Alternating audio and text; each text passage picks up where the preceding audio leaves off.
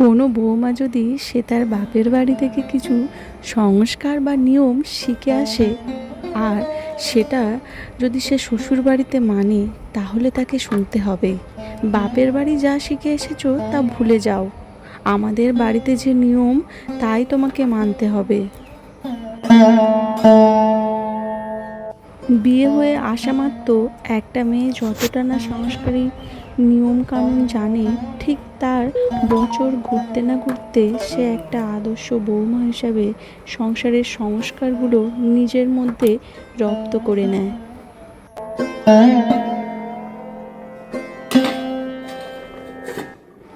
আসলে আমরা বৌমারা চাই একটা সংসার হোক যেখানে তার সুখ সমৃদ্ধি দুটোই ভরপুর থাকবে, আর তার জন্য সে নিজেকে আস্তে আস্তে সমাজের সংস্কারগুলো শিখে ফেলে।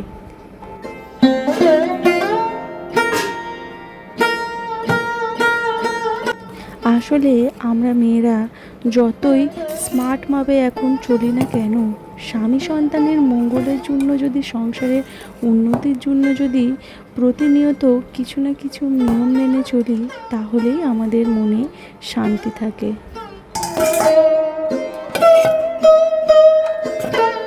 বিশেষ করে আমরা বাঙালিরা বৃহস্পতিবারকে খুব প্রাধান্য দিই।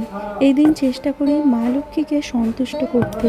এর জন্য সারা সপ্তাহের অন্যান্য দিনগুলো ঠিকমতো ঠাকুরঘরের সময় না দিলেও সপ্তাহের এই একটা দিন যদি বেছে নিই, তাহলে কিন্তু আমাদের কাজ করাটাও কিন্তু অনেকটা ইজি হয়।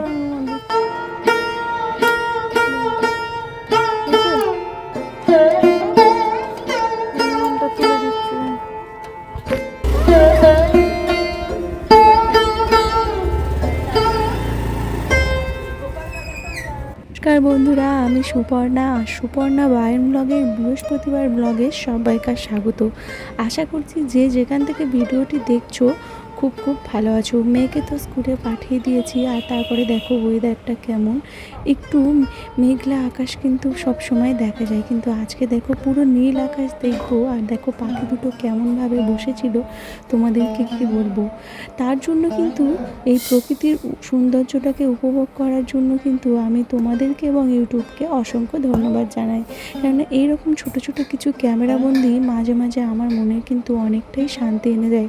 ইনফ্যাক্ট এখন যেমন যখন এডিট করছি বা সাউন্ড দিচ্ছি, তখন কিন্তু একটা আলাদা অনুভূতি, কোনো কোনো ঘটনা ঘটে যায়, কিন্তু সেটা যদি স্মৃতি করে রেখে দিই, যদি সেটা ভালো ঘটনা হয়, তাহলে কিন্তু মনের মধ্যে একটা ছাপ তৈরি করে। কিন্তু সেটা যখন ক্যামেরাবন্দি হয়, সেটা কিন্তু আরও বেশ ভালো লাগার কাজ করে। যাই হোক, মেয়েকে তো খাইয়ে দাইয়ে টিফিন করে ওকে স্কুলে পাঠিয়ে দিয়েছি।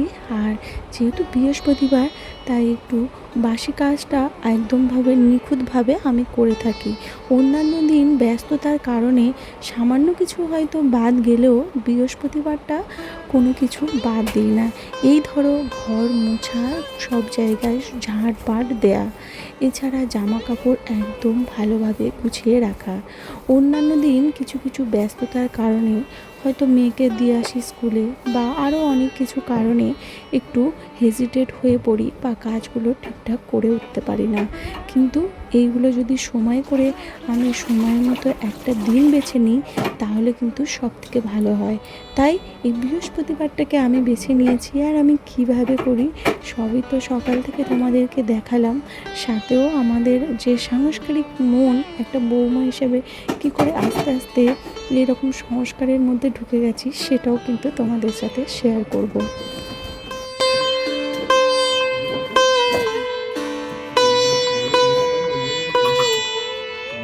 একজন বৌমা হয় তার যে লক্ষ্মীশ্রী গড়ে তোলার দায়িত্ব, তা কিন্তু না। আসলে সংসারে প্রতিটি মানুষকে বুঝতে হবে, তা না হলে বৌমা একজন যদি সংস্কারী হয়, তাহলে পরিবারের অন্যান্য সদস্যের সঙ্গে মতবিরোধ এসে যাবে, আর মতবিরোধে অশান্তির কারণ হবে। আর তখন লক্ষ্মীশ্রী তো দূরের কথা, নিজেদের যে মনের শান্তি বা নিজেদের ভালো লাগাগুলো আস্তে আস্তে কখন যে হারিয়ে যাবে তা বুঝতেই পারবো না। সবসময় একটা ডিস্টার্ব ফিল হবে, বিরক্তিকর লাগবে, যেন মনে হয় অনেক কিছু করেছি তাও যেন কিছু ভালো লাগছে না। যাই হোক, সমস্ত কিছু পরিষ্কার পরিচ্ছন্ন করে আমি এখন স্নানও সেরে নিয়েছি। স্নানটা সেরে নিয়ে এই যে আলতা পরাটা আমার খুব ভালো লাগে, ইনফ্যাক্ট আলতা পায়ে থাকলে আমার নিজেরও দেখতে বেশ ভালো লাগে। তো এটা একটা লক্ষ্মীশ্রীর মধ্যে পড়ে। তো আলতা, সিঁদুর, মেয়েদের, বিবাহিত মেয়েদের শাঁখা পলা এগুলো যদি পরে ঘুরে বেড়ায় তাহলে তার একটা সৌন্দর্য আলাদা ফুটে ওঠে। সাথে বলা হয় এগুলো একটা লক্ষ্মীশ্রীর লক্ষণ। তুমি যদি সাজিয়ে গুছিয়ে পরিপাটি হয়ে থাকো, তোমার মন যখন ভালো থাকবে তুমি অন্যান্য কাজে মনও দিতে পারবে। তাই আমার মনে হয় এইভাবে সংস্কারী হওয়াটা বেশ ভালো ব্যাপার। কিন্তু তাই আমি আস্তে আস্তে নিজের মধ্যে এগুলো কখন যে রপ্ত করে ফেলেছি তা বুঝতে পারিনি।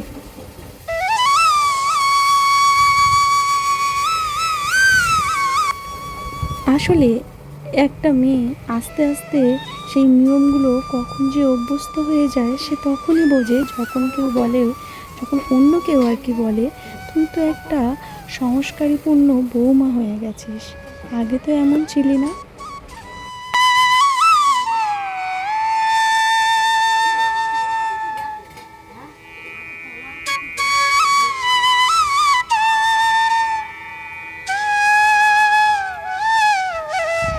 আসলে আমরা কখন কিভাবে নিজেকে যে তৈরি করে নেব মেয়েরা, তা আমরা হয়তো নিজেই বুঝতে পারি না। একটা সময় আসে আর একটা সময় চলে যায়, আস্তে আস্তে কখন যে নিজের অজান্তে কত কিছু শিখে যাই তা পরে বুঝতে পারি যে আমি এতগুলো কিভাবে শিখে ফেললাম। যাই হোক, বৃহস্পতিবার দিন যখন ঠাকুরঘরে ঢুকছি, এই বিড়ালটা কে জানি কীভাবে এর কোমরটা ভেঙে গেছে, তেমনভাবে চলতে পারছে না। তাই এ ঠাকুরঘরের বারান্দায় বসেছিল আর আমার দিকে ভয় ভয় তাকিয়েছিল যদি ওকে আঘাত করি। ভাবলাম ও একে সরতে পারছে না, ও এখানেই থাক, আজ না হয় আমার পুজোর সঙ্গী ওই হোক। তারপরে আমি যে ঘটির জলটা আমি ঠাকুরঘরে রেখে দিই সেটা ছড়া দিয়ে নিয়েছি ঘরের দরজায় উঠানের মধ্যে। অ্যাকচুয়ালি ওটা অনেক সকাল সকাল করতে হয়, কিন্তু ওই যে মেয়েকে স্কুলে পাঠিয়ে তারপরেই তো ঠাকুরঘরে আসবো, তাই না? সেই জন্য একটু দেরি হয়ে গেলেও সমস্ত কিছু নিয়মটা একটু সুন্দর করে পালন যদি করি দেরি হয়ে গিয়ে ঠান্ডা মাথায়, তাহলে ক্ষতি কিসে? সকালের তাড়াহুড়োতে যদি করি তাহলে মনে হয় যেন আমার অনেক কিছু খামতি থেকে যায়। তাই যেগুলো এমার্জেন্সি কাজ থাকে সেগুলো যদি সকাল সকাল সেরে নিয়ে তারপর ঠান্ডা মাথায় যদি ঠাকুরকে খেতে দিই তাহলে কিন্তু দিনটাও বেশ ভালো লাগে আর মনটাও ভালো লাগে আর নিজের কাজটাকেও বেশ ভালো লাগে। যাই হোক, বর্ষাকাল পড়ে গেছে, অনেক ফুল গরমেই ফোটে, সেগুলো আস্তে আস্তে বর্ষার মধ্যে কমে যাচ্ছে। আর এই গাছটা দেখো এত ঝাঁকালো হয়েছে, যখন বড় টগর ফুলগুলো পাওয়া যায় না তখন এই ছোট্ট টগরগুলোকে দিয়ে আমি ডালাতে দিই। তারপরে প্রদীপ জ্বালানো, বৃহস্পতিবারে ধূপ জ্বালানো, এটা একটা পজিটিভ দিক। সপ্তাহের অন্যান্য দিন এক এক সময় হয়তো প্রদীপ না জ্বালালেও বৃহস্পতিবার দিনটা কিন্তু প্রদীপ জ্বালায়।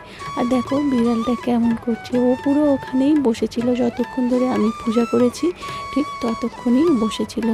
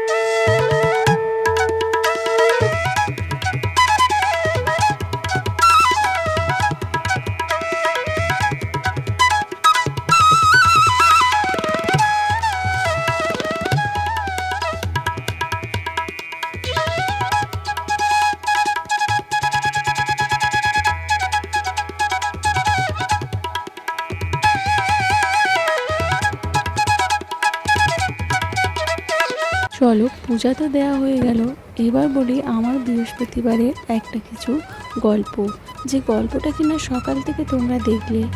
নিত্যদিন একইভাবে কাটে, কিন্তু সপ্তাহের এই বৃহস্পতিবারটাকে একটু ঘুরিয়ে কাজ করি যাতে আমার একঘেয়েমিটা সম্পূর্ণভাবে কেটে যায়।